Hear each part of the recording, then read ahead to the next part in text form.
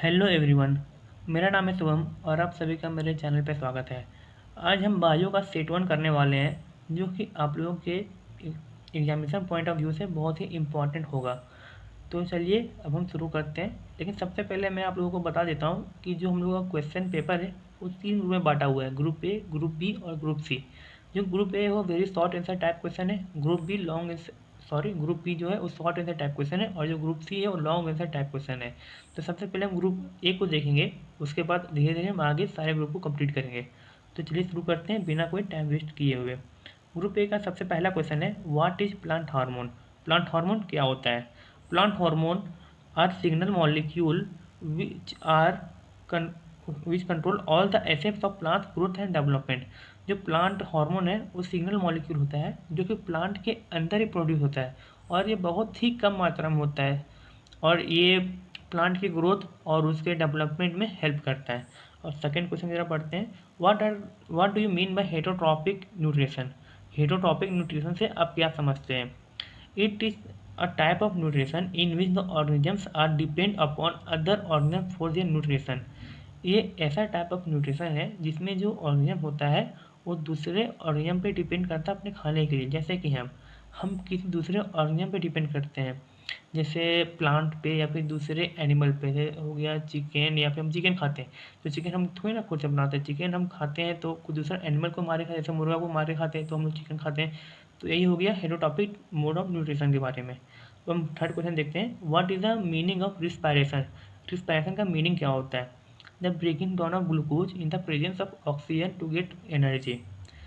Respiration में बोलते हैं जब ग्लूकोज हमारे बॉडी के अंदर टूटता है ऑक्सीजन के प्रेजेंस में और हमें एनर्जी मिलता है, उसी को हम रिस्पायरेशन बोलते हैं। बहुत सारे बच्चों को कन्फ्यूजन होगा कि रिस्पायरेशन और ब्रीथिंग सेम टर्म है, लेकिन नहीं, रिस्पायरेशन और ब्रीथिंग जो है दोनों डिफरेंट टर्म है। रिस्पायरेशन का मतलब होता है ग्लूकोज का तोड़ना एनर्जी के प्रेजेंस में, बट ब्रीथिंग का मतलब होता है सांस को अंदर लेना और सांस को बाहर छोड़ना। तो हमको ही पहले बहुत कन्फ्यूजन होता था इसके बारे में जब हम बच्चे थे, मुझे समझ आता है, बट अभी भी बहुत क्योंकि इसके बारे में दिक्कत होता है कि ये दोनों सेम चीज़ है, लेकिन मैं आप लोगों को बता दिया कि दोनों सेम ही है, दोनों अलग अलग है। तो हम लोग फोर्थ क्वेश्चन पर बढ़ते हैं, what is blood pressure. Blood pressure क्या होता है? Blood pressure is a pressure of flowing of blood inside the blood vessel. Blood pressure होता प्रेशर होता है हमारे ब्लड वेसल के अंदर, जो भी ब्लड बह रहा है उसके प्रेशर को हम लोग ब्लड प्रेशर कहते हैं।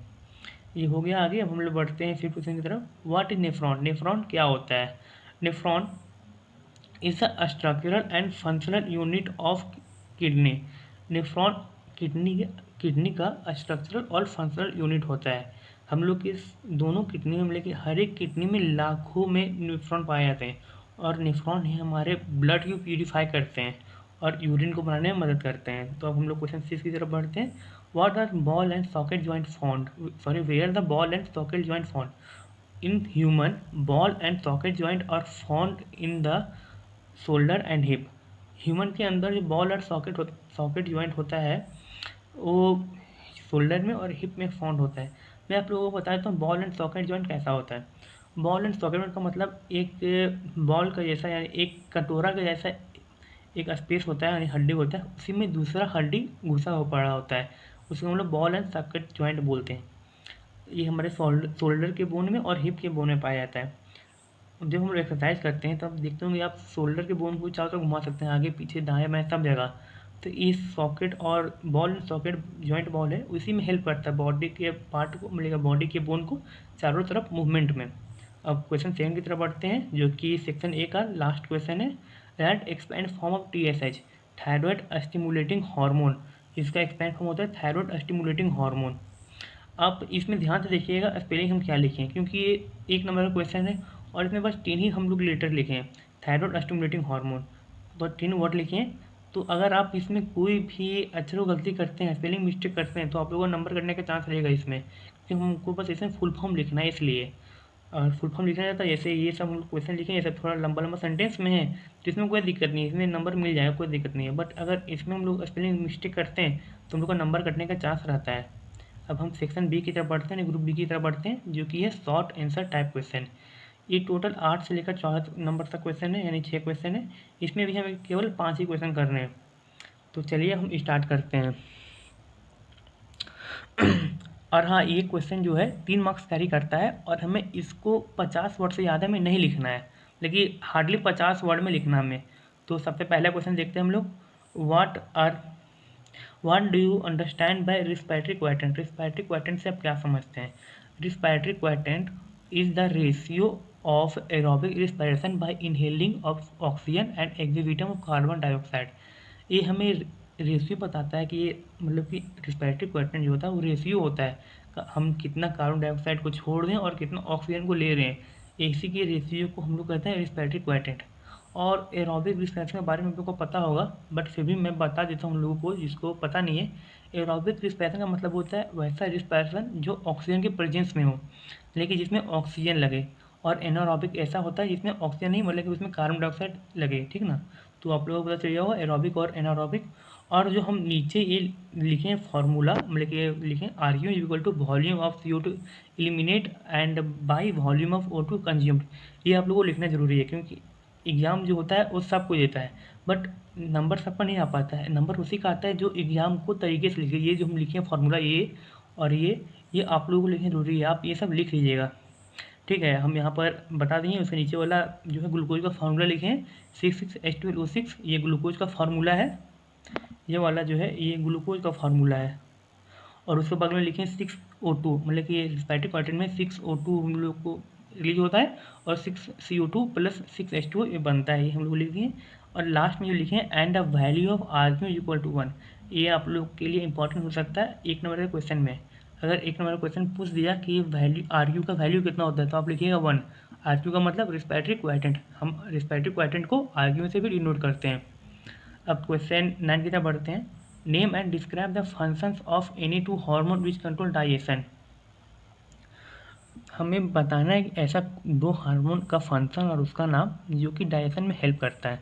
तो सबसे पहला हो गया gastrin and secretin. Gastrin and secretin are the 2 hormone which control digestion. तो हम लोग गैस्ट्रिन और सिक्रेटिन देख लेंगे कि 2 हार्मोन ऐसा होता है जो डाइजेशन को कंट्रोल करता है। अब हम लोग गैस्ट्रिन का फंक्शन देखते हैं। Gastrin, it is present in G cell of the gastric antrum and duodenum. It is responsible for enhancing gastric mucosal growth, gastric motility, and secretion of HCl into stomach. ये gastrin जो होता है ये gastric antrum और duodenum की जी cell में present होता है और ये रिस्पॉन्सिबल होता है, यानी ये इसी के कारण गैस्ट्रिक म्यूकोसल का ग्रोथ होता है, गैस्ट्रिक मोटालिटी होता है और सिक्रेशन ऑफ HCl होता है पेट में। अष्टमक मतलब पेट, और गैस्ट्रिक का मतलब ही पेट ही होता है। अष्टमक का बायोलॉजिकल वर्ड बायो में नेम होता है गैस्ट्रो, जैसे कि फूड पैक का बायोलॉजिकल नेम है ईसोफेगस। तो हम लोग बायोलॉजिकल वर्ड को लिखेंगे तो ज़्यादा सूटेबल होगी, हम बायो का एग्जाम दे रहे हैं तो हम यही लिखेंगे कि गैस्ट्रिक मोटालिटी और जो HCl सीक्रेट होता है हमारे स्टमक में वो इसी के कारण होता है, यानी गैस्ट्रिन हार्मोन के कारण होता है। और HCl का फंक्शन तो आपको पता ही होगा।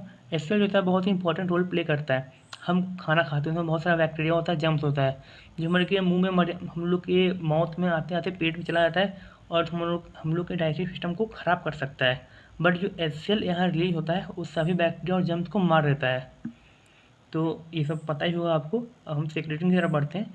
हम लोग फंक्शन ऑफ सिक्रेटिन देखते हैं। It is produce by duodenum and it regulate and balance the acidity created by the gastrin.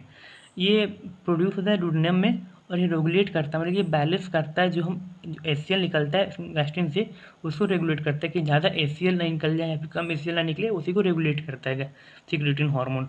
तो हम लोग को ये क्वेश्चन कंप्लीट हो गया। अब हम क्वेश्चन 10 की तरफ बढ़ते हैं। What is the function of gibberellin? Gibberellin का फंक्शन क्या होता है? Gibberellin is one of the plant hormone. They are plant growth regulator and facilitate cell elongation, help the plant to growth taller. They also play major role in germination, elongation of the stem, fruit ripening and flowering. जो gibberellin होता है एक type का plant hormone है जो कि plant के अंदर ही प्रोड्यूस होता है।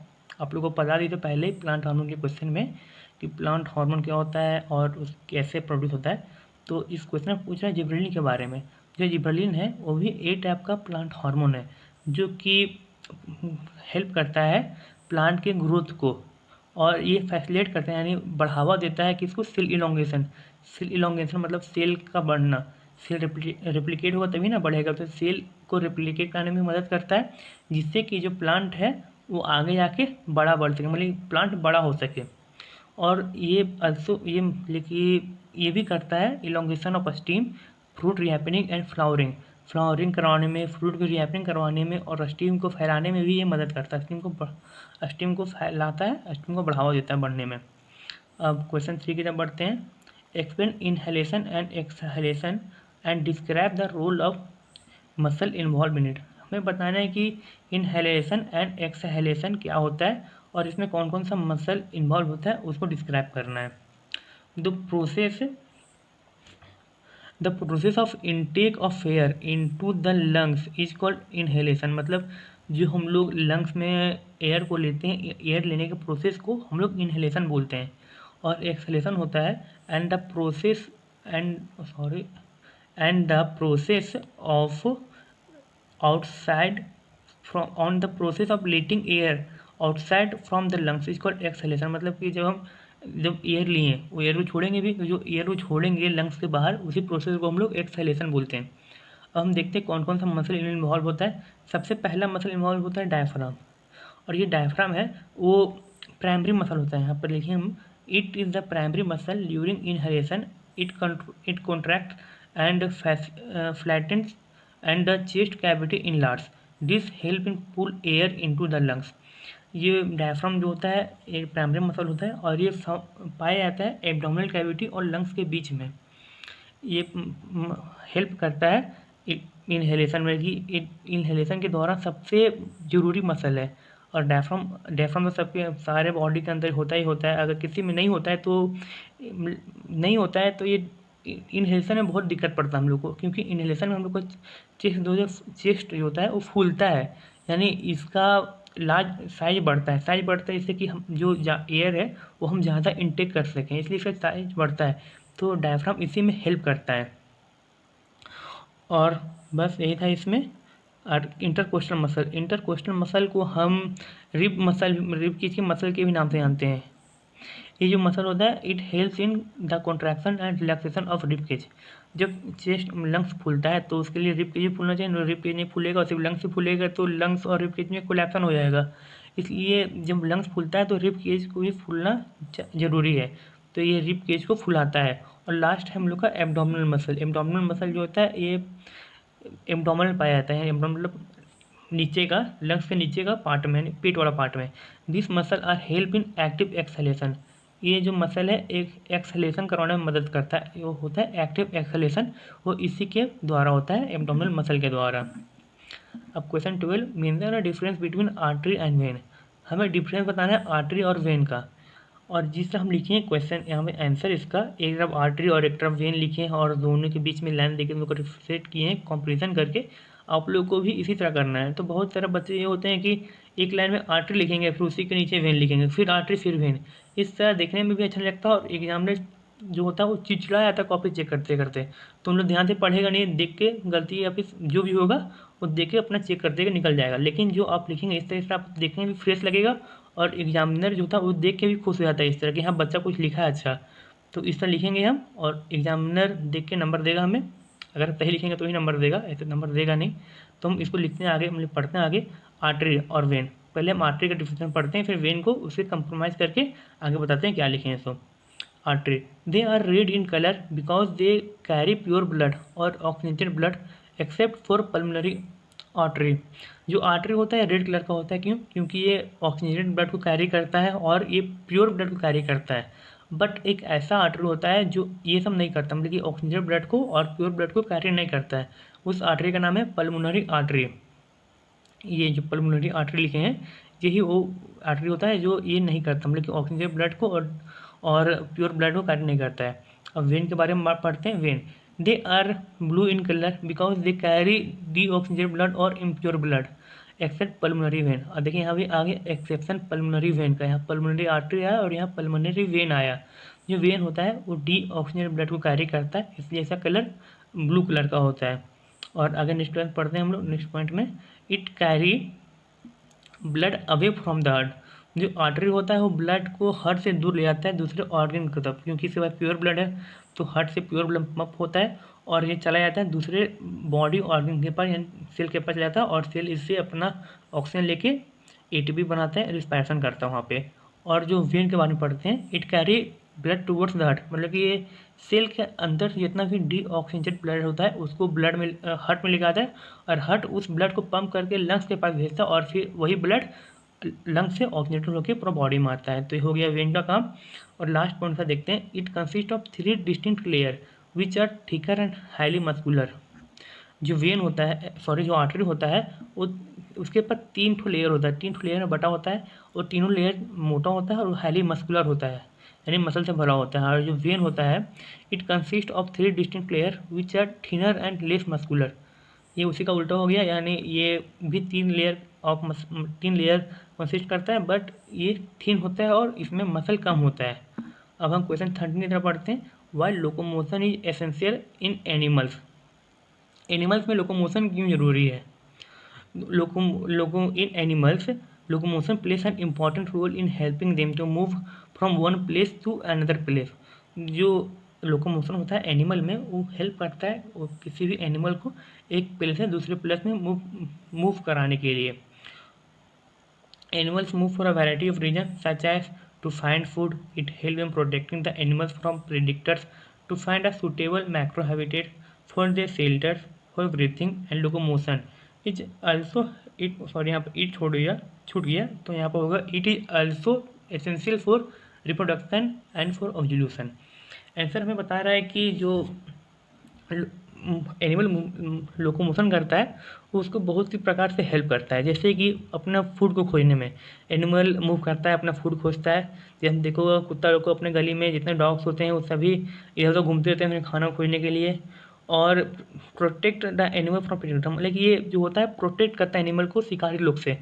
जैसे चिड़िया लोग, आप बचपन में पढ़े होंगे चिड़िया कहानी कि चिड़िया जो शिकारी होता है जाल बिछाता है, चिड़िया उस पर आता है, बैठ जाता है और फंस जाता है जाल में।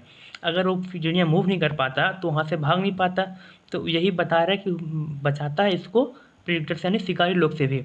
और आगे है, तो अपना सूटेबल मैक्रो, मतलब कि उस किस कंडीशन में रहता है, उसको ठंडा का सीजन पसंद है, गर्मी का सीजन पसंद है, उस हाइब्रिड मतलब कि अभी कोई पोलर बियर है, पोलर छोड़िए वो तो ज़्यादा दूर का हो गया, आप कोई बर्ड का ले लीजिए। बर्ड जो होता है उसको, कोई बर्ड है उसको ठंडे रीजन में रहना पसंद है, यानी जब जिस रीजन में ठंडा रहेगा वही रीजन में रहेगा वो। अभी वो झारखंड में है, झारखंड में अगर ठंडा है तो भी झारखंड में रहेगा, बट जैसे झारखंड से ठंडा खत्म होगा वो चला जाएगा कश्मीर में, नहीं कश्मीर में ठंडा पड़ेगा तो कश्मीर चला जाएगा कश्मीर में रहने के लिए। तो अपना मैक्रो यानी अपना सूटेबल कंडीशन खोजता है रहने के लिए, फॉर शेल्टर अपना घर खोजने के लिए। जैसे आप देखोगे कुत्ता लोग इधर उधर घूमता रहता है, जहाँ उसको जगह मिलता है वहाँ पर वह बैठ जाता है, तो अपना घर खोजने के लिए। फिर ब्रीदिंग एंड लोकोमोशन, जो मछली होता है, मछली लोग पानी के ऊपर कभी भी आता है अपना ब्रीथ करने के लिए, सांस लेने के लिए पानी से अभी ऊपर रहता है। जब वहाँ पर उसके पानी में जब ज़्यादा पॉल्यूटेड हो जाता है पानी, तो वह मछली लोग देखे होंगे आप बहुत बार पानी के ऊपर आता है अपने एयर को लेने के लिए और एयर को छोड़ने के लिए, वही हो गया इसका ब्रीथिंग में। और ये हेल्प करता है रिप्रोडक्शन और ओव्यूलेशन में भी।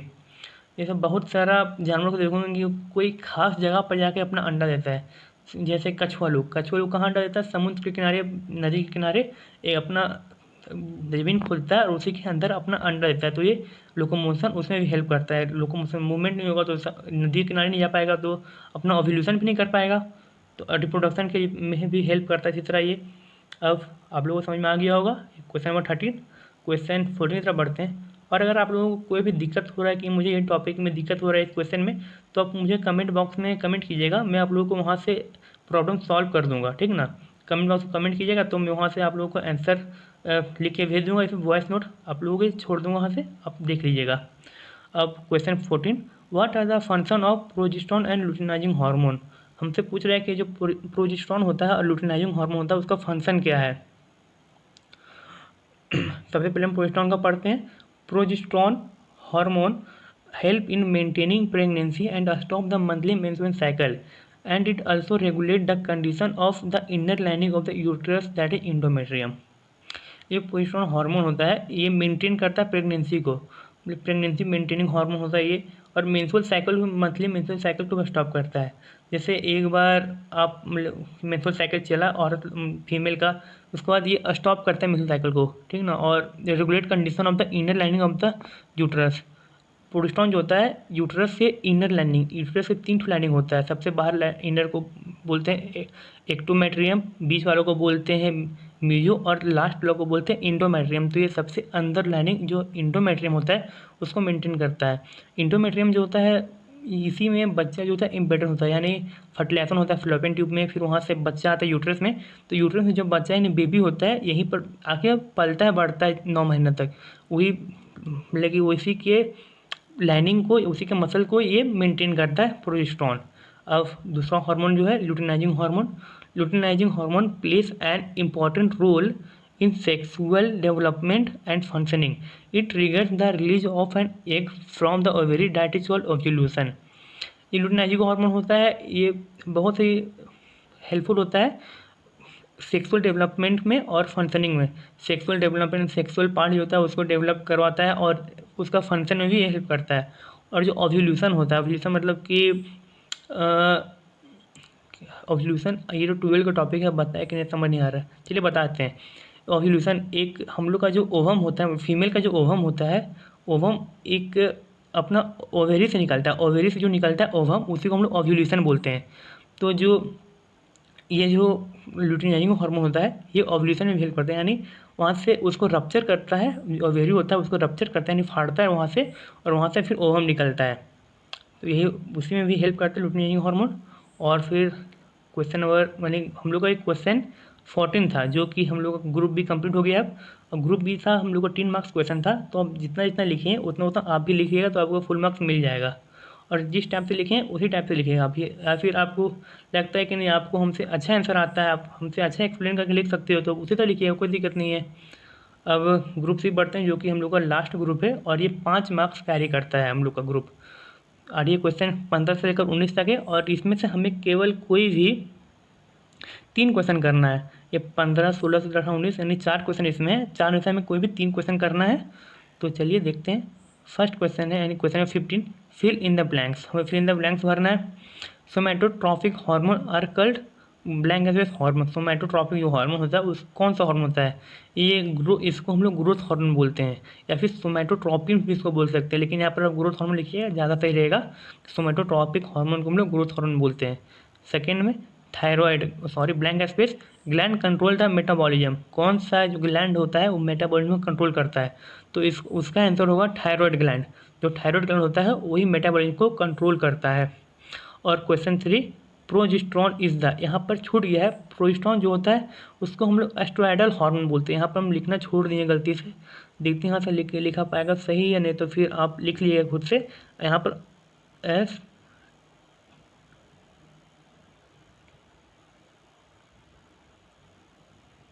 हाँ ये हो गया एस्ट्रोएडल हार्मोन, यहाँ पर सही से नहीं लिखा है लेकिन आप खुद से लिख लीजिएगा इसको, progesterone is the estradiol hormone.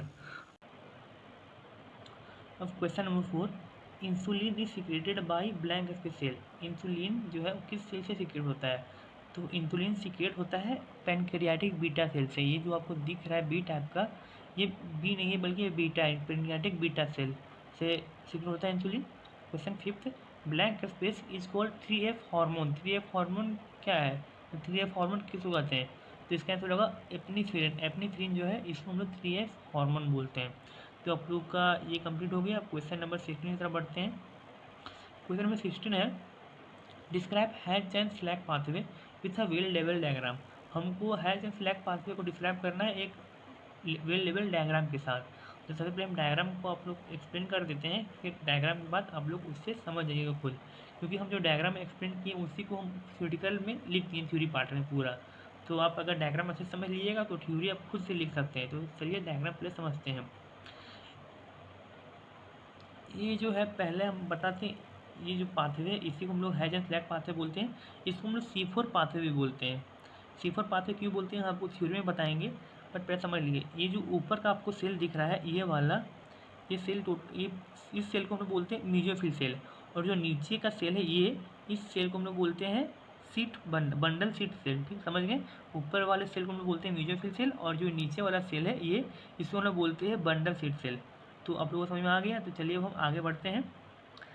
सबसे पहले जो एटमॉस्फेयर में जो CO2 होता है, यानी एटमॉस्फेरिक CO2 यहाँ पर दिए हुए, ये जो एटमॉस्फेरिक CO2 होता है ये पहले इंटर करता है म्यूजोफिल सेल में। म्यूजोफिल में सेल में इंटर करने से यहाँ पर आपको पता है प्लांट के लीव्स में जो होता है पूरा वाटर होता है, तो यही वाटर के साथ जब रिएक्ट करता है तो बनाता है HCO3 नेगेटिव आयन।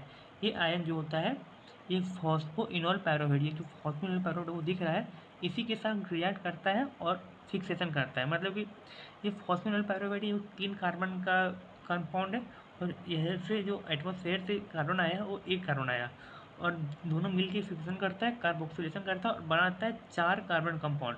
और ये जो 4 कार्बन का कंपाउंड है यही सबसे पहला कार्बन कंपाउंड स्टेबल है इस साइकिल में, इसलिए हम लोग इसको बोलते हैं C4 साइकिल। अब आगे थ्योरेटिकल पार्ट में और अच्छे से समझ आइएगा। तो आगे हम बढ़ते हैं। ये फिक्सेशन करता है और बनाता है C4 acid. C4 acid 2 acid होता है। पहला होता है ऑक्जिलो एसिटिक एसिड। ऑक्जिलो एसिटिक एसिड होता है ये बाद में कन्वर्ट होता है मेलेइक एसिड में। मेलेइक एसिड के बाद ये ट्रांसपोर्ट हो जाता है डायरेक्ट, ये मीजोफिल आपको जो दिख रहा बंडल सीट इसमें ट्रांसपोर्ट हो जाता है, और ट्रांसपोर्ट होने के बाद डिकार्बोक्सिलेशन होता है। ये डिकार्बोक्सिलेशन होता है ये वाला। और डिकार्बोक्सिलेशन का मतलब होता है एक कार्बन का निकलना। तो देखिए यहाँ पर आपको दिख रहा होगा, यहाँ से हम लोग एक कार्बन जो है इसका कलर चेंज कर देते हैं। हम कलर हम लोग करते हैं येलो, ये सब ब्लू करते हैं। ये जो है यहाँ से निकलता है, देखिए यार ऊपर, हाँ यहाँ से इसको हटा देते हैं पहले पूरा को, और देखिए यहाँ पर डिकार्बोक्सिलेशन हुआ और यहाँ से एक कार्बन जो है निकल गया। देखिए ये एक कार्बन है, ये निकल गया यहाँ से एक कार्बन, और जो ये कार्बन है चला जाता है केल्विन साइकिल में। मतलब ये कार्बन का कुछ वेस्ट नहीं होता है, ये कार्बन चला जाता है केल्विन साइकिल में। और जो नीचे का ये जो ये 3 C3 बचा, यानी 3 कार्बन बचा, ये वापस से ट्रांसपोर्ट हो जाता है और चला जाता है फिर से मीजोफिल सेल में इंटर करता है, और यहाँ से मीजोफिल सेल से इंटर करने के बाद ये फिर से फॉस्फोइनोल पैरोवेट बनता है, और ये वेट करता है दूसरे एटमॉस्फेरिक कार्बन के आने का। जब जैसे दूसरा एटमॉस्फेरिक कार्बन आएगा, एटमॉस्फेरिक कार्बन इसके साथ ये रिएक्ट करेगा और बना लेगा पूरा ये फिर से ये प्रोसेस चलेगा, ये साइकिल चलेगा। इसी को हम लोग बोलते हैं हैच एंड स्लैग साइकिल, उसको बोलते हैं C4 साइकिल। ये पूरा साइकिल आप लोग के लिए बहुत ही इंपॉर्टेंट होने वाला है, इस साइकिल को अच्छे से समझ लीजिए। हम इस साइकिल को दोबारा आप लोग को एक बार एक्सप्लेन करते हैं अच्छे से। सबसे पहले यहाँ से एटमॉस्फेयर से आया, अरे यार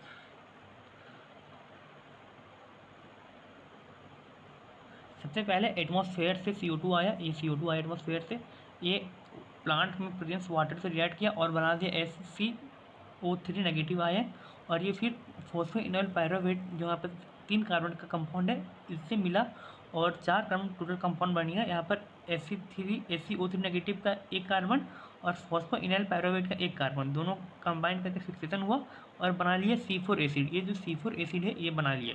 C4 एसिड 2 होता है, पहला ऑक्जिलो एसिटिक एसिड, और वही ऑक्जिलो एसिटिक एसिड आगे कन्वर्ट हो जाता है मेलेइक एसिड में। फिर उसके बाद ये टोटल ट्रांसपोर्ट हो जाता है मेरा फिर से दूसरा सीट यानी बंडल सीट में।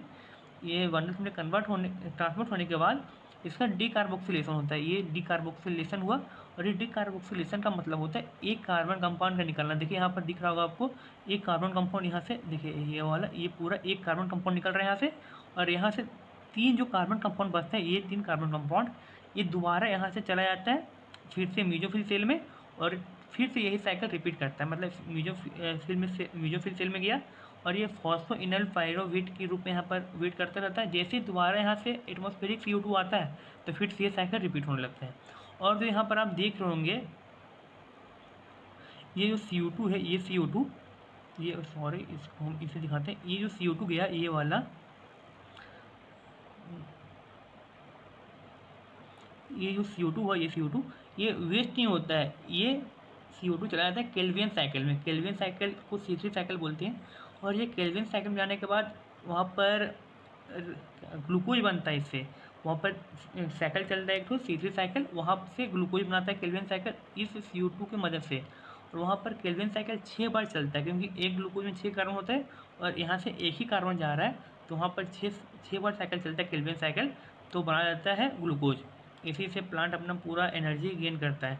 तो चलिए ये हो गया। और जो ये बताता है आपको, ये जो हाइड्रोजन स्लैग साइकिल है ये सारे प्लांट में नहीं होता है, बस कुछ ही प्लांट में होता है। जैसे आपका एग्जाम्पल हो गया शुगर केन, यानी गन्ना का जो फसल होता है, जो पेड़ पौधा होता है, उसमें ये होता है हाइड्रोजन स्लैग साइकिल। और दूसरा हो गया आपका मेज यानी मक्के की भी फसल में ये होता है हाइड्रोजन स्लैग साइकिल। और फिर हम इसका थ्योरेटिकल पार्ट आपको बता देते हैं अच्छे से। The hydrogen slag pathway is a cyclic pathway for CO2 fixation. ये वही है, CO2 फिक्सेशन का एक पाथवे है, cyclic pathway. The primary CO2 acceptor is a 3 carbon compound.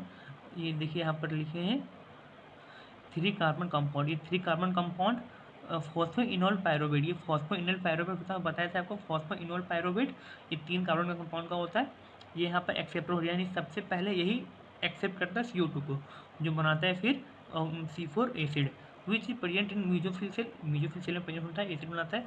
PEP in the mesophyll cell, यानी फॉस्फोइनोल पायरोवेट को भी हम लोग यहाँ पर शॉर्ट फॉर्म में लिखे हैं PEP। In the mesophyll cell is converted into oxalic acid, यहाँ पर ऑक्जेलिक एसिड में बदलता है। फिर उसके बाद ये कन्वर्ट हो जाता है, further converted into C4 carbon compound such as malic acid. उसके बाद ये मैलिक एसिड और एस्पेरेटिक एसिड दोनों में या फिर एक चीज़ बन जाता है, मैलिक एसिड या फिर एस्पेरेटिक एसिड बनता है, which is then transported to the bundle seed cell. फिर उसके बाद ये ट्रांसपोर्ट हो जाता है बंडल सीड सेल में। देखिए यहाँ पर लिखा है आपको, is then transported to the bundle seed cell, यहाँ से फिर उसके बाद बंडल सीड सेल में ट्रांसपोर्ट हो जाता है। फिर उसके बाद it is again broken down into a 3 carbon compound. फिर वहाँ से आपको बताए थे ये टूटता है, डिकार्बोक्सिलेशन होता है, जहाँ से 3 कार्बन कंपाउंड बनते हैं। यहाँ पर देखिए, यहाँ पर लिखे हैं 3 कार्बन कंपाउंड बनता है, ये 3 कार्बन कंपाउंड बनता with the release of CO2। यहाँ पर देखिए एक CO2 रिलीज हुआ, देखिए यहाँ बताया था ना, एक CO2 रिलीज होगा, तो एक CO2 ये रिलीज हुआ, एक CO2 ये रिलीज हुआ। To then the CO2 release enter the Calvin cycle. फिर आपको बताया था ये CO2 रिलीज हुआ, ये केल्विन साइकिल में इंटर करेगा, ये वाला देखिए केल्विन साइकिल में इंटर, सॉरी यहाँ से ये केल्विन साइकिल में इंटर हुआ, बताया थे केल्विन साइकिल में इंटर हुआ, केल्विन साइकिल में इंटर हुआ in the bundle seed cell के केल्विन साइकिल में इंटर हुआ, which while the 3 carbon molecule is transported back to the mesophyll where it is converted to PP again. फिर से जो 3 कार्बन का कंपाउंड बचा था वो फिर से चला जाता है मेसोफिल सेल में और फिर से PP बन जाता है। तो ये पूरा आपका कंप्लीट हो गया। और ये बहुत ही इंपॉर्टेंट है, क्वेश्चन आ सकता है ये 5 नंबर में आप लोगों का एग्जाम में, तो इसको अच्छे से कर लीजिएगा और समझ नहीं आएगा तो दोबारा इसको देख लीजिए। अब हम लोग क्वेश्चन नंबर 17 की तरफ बढ़ते हैं। क्वेश्चन नंबर 17 है, draw a well level diagram of the alimentary canal of human के एलिमेंट्री कैनाल का हमें वेल लेवल डायग्राम बनाना है। तो चलिए हम इसको देखते हैं। सबसे पहले आता है टंग ह्यूमन के। ये हम जो डायग्राम है ये हम गूगल से निकाले हैं। अब यही डायग्राम को कॉपी में जाके बना लीजिएगा, हार्ड डायग्राम नहीं है, ईजी डायग्राम है, बना लीजिएगा कॉपी में अपने जाके। तो चलिए स्टार्ट करते हैं अब हम। टंग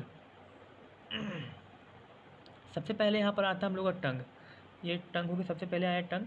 टंग के बाद फिर हम लोग का आया माउथ मतलब ये तो इसको बकल कैविटी बोलते हैं, बकल कैविटी या फिर ओरल कैविटी इसी को बोलते हैं।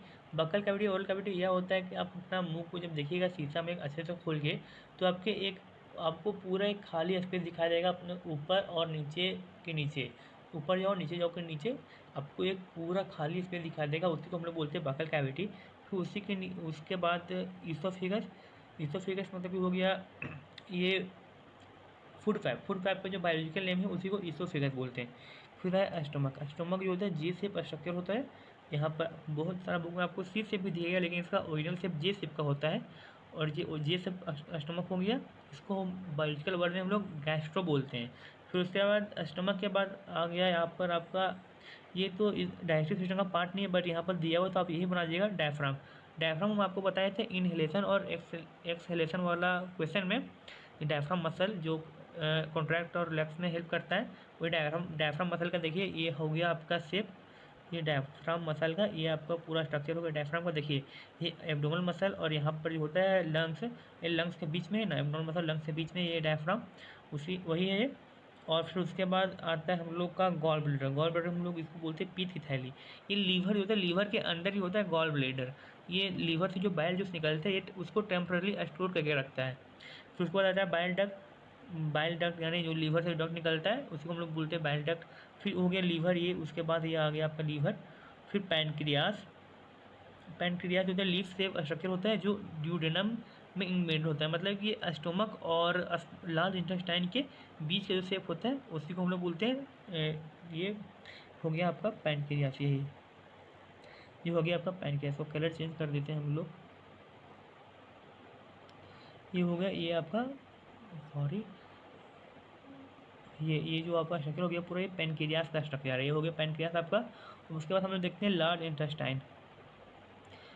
ये जो स्ट्रक्चर है आपका पेनक्रियास, देखिए स्मॉल इंटेस्टाइन हो गया ये वाला, ये स्मॉल इंटेस्टाइन है। स्मॉल इंटेस्टाइन का देखिए ऊपर का जो पार्ट आपको दिख रहा होगा ये वाला, ये पार्ट यहाँ पे जो एरो दिया हुआ ये डूडेनम है। डूडेनम जो होता है सबसे पहला पार्ट होता है स्मॉल इंटेस्टाइन का। यहाँ इसी को हम लोग सी से स्ट्रक्चर बोलते हैं। ये डूडेनम है। डूडेनम के बाद फिर आपका ये फूड इंटर कर जाता है लार्ज इंटेस्टाइन में। लार्ज इंटेस्टाइन के बाद ये फिर आगे चल, सॉरी, डूडेनम ये स्मॉल इंटेस्टाइन का सबसे पहला पार्ट। फिर उसके बाद ये यहाँ से स्मॉल इंटेस्टाइन का आगे का पार्ट ये सब हो गया, ये सब, और ये सब स्मॉल इंटेस्टाइन का आगे का पार्ट है, और ये लार्ज इंटेस्टाइन का पार्ट है। लार्ज इंटेस्टाइन, फिर उसके बाद एनस, और फिर अपेंडिक्स। अपेंडिक्स जो है ये हम लोग बॉडी में रहता भी नहीं है, बहुत कम है, बहुत कम कोई को बॉडी में होता है अपेंडिक्स, और बॉडी में रहता है तो ये नुकसान तो नहीं करता, बट कभी कभी इसका ऑपरेशन करना पड़ता है। जहाँ यहाँ पर ये अपेंडिक्स बढ़ जाता है, आपने सुना होगा अपेंडिक्स का ऑपरेशन भी होता है। जब अपेंडिक्स बढ़ जाता है तो इसका ऑपरेशन होता है। ये अपेंडिक्स तब होता है जब हम लोग पहले ज़माने में जब आदमी लोग खाते थे घास फूस कच्चा, तो अपेंडिक्स होता है उस, यही अपेंडिक्स होता है घास फूस को एक डाइजेस्ट करने में हेल्प करता था। बट अब तो खाते नहीं घास फूस। घास फूस जितना भी खाते हैं, साग खाते हैं, सब्जी खाते हैं, उसको हम पका खाते हैं अच्छे से, तो ये अपेंडिक्स का काम नहीं होता अब। तो हो गया हम लोग का क्वेश्चन 17 कंप्लीट। अब आए क्वेश्चन नंबर 18 में। क्वेश्चन नंबर 18 के हम लोग का बोल रहा है give a pictorial description of the excretive system of human. पहले हम लोग को ह्यूमन एक्सक्रीटिव सिस्टम बना लेना है, फिर उसके बाद इसका पिक्टोरियल डिस्क्रिप्शन देना है, यानी इसका डिस्क्रिप्शन देना है कि क्या क्या इसमें पाया जाता है। सबसे पहले यहाँ पर देखिए आप, ये किडनी हो गया दोस्तों, ये वाला और ये वाला किडनी हो गया। उसके बाद फिर यूरेटर, यूरेटर की पाइप हो गया जो किडनी से जो यूरिन होता है उसको गॉल बने यूरिनरी ब्लेडर में लेकर आता है। ये हो गया आपका यूरिनरी ब्लेडर। फिर उसके बाद ये हो गया यूरेथ्रा, जो यूरिनरी ब्लेडर को आगे ले, यूरिन को आगे ले आता है और एक्सक्रीट कराता है। ये हो गया स्पीच कराता है, यानी इसी को बोलते हैं यूरेट्रा। तब इसी को हम लोग यहाँ पर थ्योरेटिकल में पार्ट में लिख दिए। The human excretory system include a pair of kidney which are bean shaped structure and located on either side of the backbone. It also include a triangle shaped hollow organ called urinary bladder. It stores urine temporarily which transport through a pair of ureters and then the urine squeeze through a tube called urethra. वही है, ये kidney होता है। Kidney, ये kidney जो bean shape का वो दिख रहा है, दोनों बीन शेप, ये बीन शेप का किडनी होता है। ये दोनों बैकबोन के बीच पीछे होता है, बैक दोनों साइड होता है, बैकबोन के बीच में घुसा हुआ होता है। फिर उसके बाद ये ट्रायंगल जो हम लोग एक एक्सक्रीटिव सिस्टम होता है, एक ट्रायंगल शेप का जो यूरिनरी ब्लेडर है, ये वाला, ये यूरिनरी ब्लेडर जो आपको दिख रहा है ये ट्रायंगल शेप का है। ये वाला ये पूरा ट्रायंगल शेप का, ये ट्रायंगल शेप यूरिनरी ब्लेडर को, मतलब कि ये यूरिनरी ब्लेडर होता है हम लोग के एक्सक्रीटिव सिस्टम में, जहाँ पर यूरिन टेम्परली जमा होता है। फिर उसके बाद ये ट्रांसपोर्ट हो जाता है यूरेटर्स के द्वारा, मतलब यार जो यहाँ पर यूरिन होता है यूरिनरी ब्लेडर में, जो यूरेटर्स के द्वारा आता है। देखिए आपको यहाँ पर पाइप दिख रहा होगा, ये दो ठो, ये पाइप और ये पाइप जो है इसी को यूरेटर्स बोलते हैं। किडनी से यूरिनरी ब्लेडर को यही अटैच करता है और इसी से सारा यूरिन यूरिनरी ब्लेडर में आगे स्टोर होता है। फिर उसके बाद हम लोग का लास्ट पार्ट जो है यूरेटर, यहाँ पर लिखा हुआ and then the urine squeeze through a tube पर यूरेटर। और जो यहाँ पर लिखा है लास्ट पार्ट में यूरिन जो होता है यूरेटर से स्क्वीज हो जाता है। यहाँ पर ये यूरेटर हो गया, ये पार्ट यहाँ से स्क्वीज हो जाता है पूरा यूरिन। तो आप लोगों का क्वेश्चन 18 कंप्लीट। अब क्वेश्चन 19 का बारी आया, जो आप लोगों का लास्ट क्वेश्चन है, जो हाँ, name the locomotory organ of fish, हॉस्टला and bird that the locomotory organ of amoeba, euglena and paramecium. हमको लोकोमोटरी ऑर्गन लिखना है। पहले फिश का लोकोमोटरी ऑर्गन या फिश की मदद से फिश मूव करता है। उसके बाद बर्ड जो होता है वो मूव करता है अपने विंग्स की मदद से बर्ड मूव करते हैं। और फिर उसके बाद फिन्स हो गया, ये विंग्स हो गया, और हौसला। हौसला जो होता है अपने 2 पैर और विंग्स का होता है। हौसला का आप देखिए उसके पास 6 पैर होता है, बट वो 6 पैर से मूव नहीं करता, वो बस 2 पैर से मूव करता है अपने विंग से। बाकी जो 4 पैर बचता है उसको वो कीमो रिसेप्टर जैसा काम करता है। कीमो रिसेप्टर मतलब हो गया रिसेप्टर के जैसा काम, लेकिन ये कीमो रिसेप्टर के जैसा काम करता है, रिसेप्टर के जैसा। और फिर इसके बाद लास्ट में हो गया अमीबा। अमीबा का हो गया सूडोपोडिया, जिसको हम फॉल्स लेग भी बोलते हैं। इसी के द्वारा लोकोमोशन करता है, अपना फूड भी इसी से लेता है। और लास्ट में हो गया यूग्लिना, और यूग्लिना का हो गया फ्लैजिला। फ्लैजिला होता है एक पतला धागा ऐसा स्ट्रक्चर होता है, उसी को हम लोग बोलते हैं फ्लैजिला। यूग्लिना उसी से अपना लोकोमोशन करता है, फ्लैजिला से। और लास्ट में हो गया आपका सीलिया, पैरामीशियम। पैरामीशियम के पास सीलिया होती है, इससे वो अपना मूवमेंट करता है। तो इसी तरह आप लोग का पूरा ये कंप्लीट हो गया सेट 1। और कुछ दिनों में हम अगला वीडियो में हम इंग्लिश का सेट 2 डालने वाले हैं, तो आप उसको भी देख लीजिएगा। और अच्छा लगे वीडियो को लाइक कर दीजिएगा, शेयर कर दीजिएगा और सब्सक्राइब कर दीजिएगा। और यहाँ तक बने रहने के लिए आपका दिल से थैंक यू। तो मिलते हैं नेक्स्ट एपिसोड में, तब तक के लिए ओके बाय।